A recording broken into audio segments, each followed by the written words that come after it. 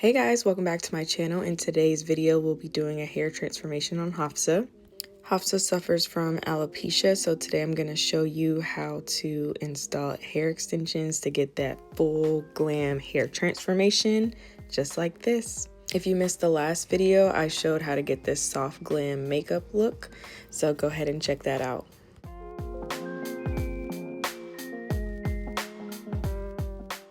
First things first, we're going to use some dry texture spray. This one is by Design Me. It's called Puff Me. And if you don't have that, you can use dry shampoo. So this is going to add a little bit of texture and grit in the hair, so it will make styling easier for more silky texture hair. And now we're going to start at the nape of the neck, going from left to right to section, and I'm going to do about an inch section. And I am going to tease a little bit of where the clip will be, spray a little bit of that It Mega Freeze hairspray, which is my favorite.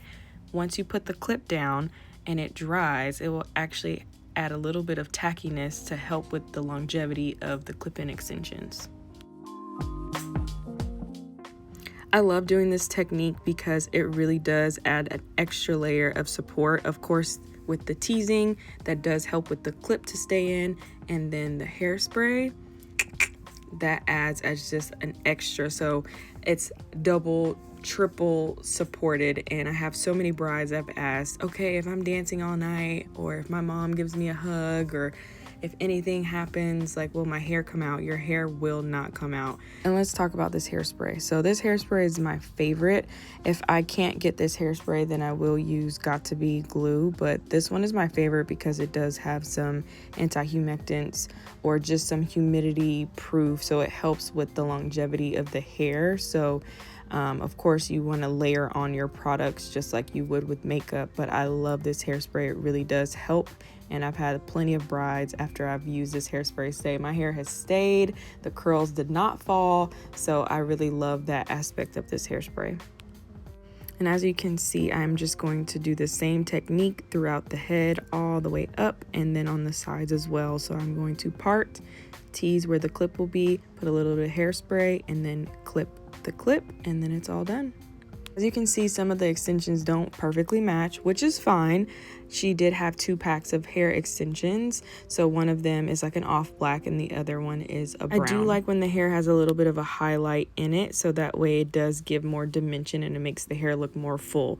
So we are doing this faux effect by having the dark and the light extensions, so I'm just alternating, putting a dark extension, a light extension. But of course, when I finish that sandwich method of alternating different colors, I'm going to put the dark extension on top just to make sure it blends seamlessly at the top of her head.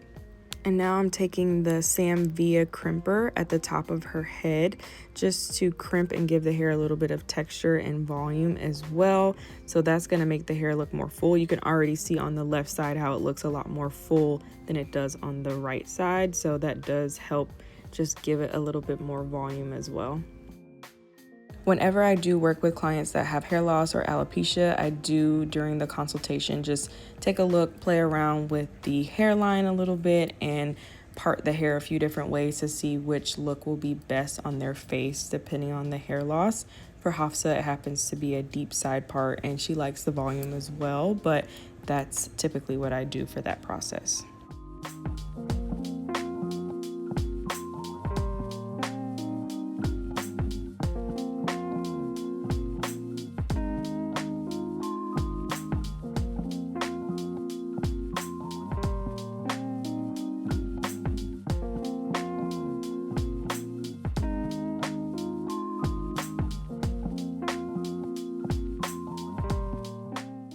And once I do that, I am going to spray a little bit of hairspray, let it dry for a little bit, and then I'm going to curl the hair and pin curl it just to let it really set. And once it sets, of course, and I curl the entire head, then I'll pull them down just so the longevity of the curl lasts a little bit longer. In the back of her head, I am curling all the curls underneath, and then the closer we get to the front of her face, I am going to curl away from her face.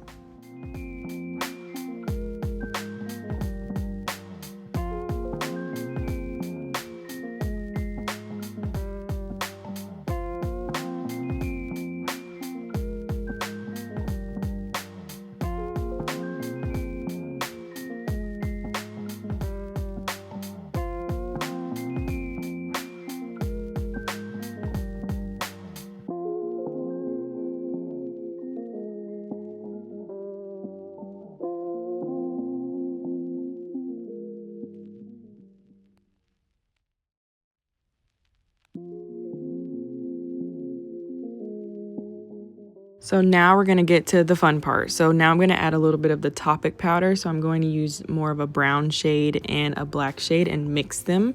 So I will start off with the darker black shade, and then I will jump in and use the lighter brown shade, just so that way it can look a little more natural.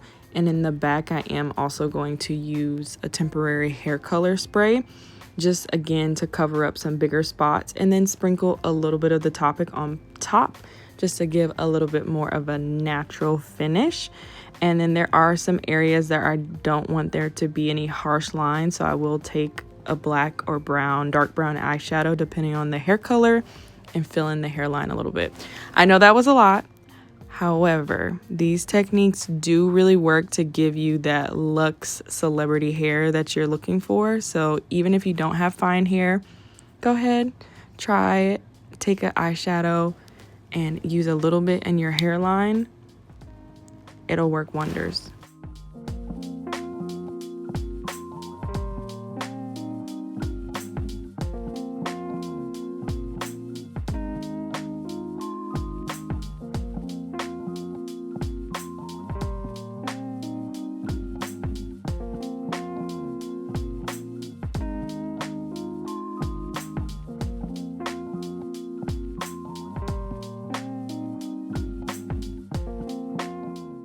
Now that I've taken down all of the pin curls, I'm just going to slowly comb out all of that teasing and the curls just to have a little bit more modern and soft, so she doesn't have that Shirley Temple curl. She definitely wants a more luxe, modern, soft wave. So I use a wide tooth comb to comb out the curls at the bottom, and more of a rat tail comb at the top to kind of smooth out. And this is the final look. Thank you guys for all your support.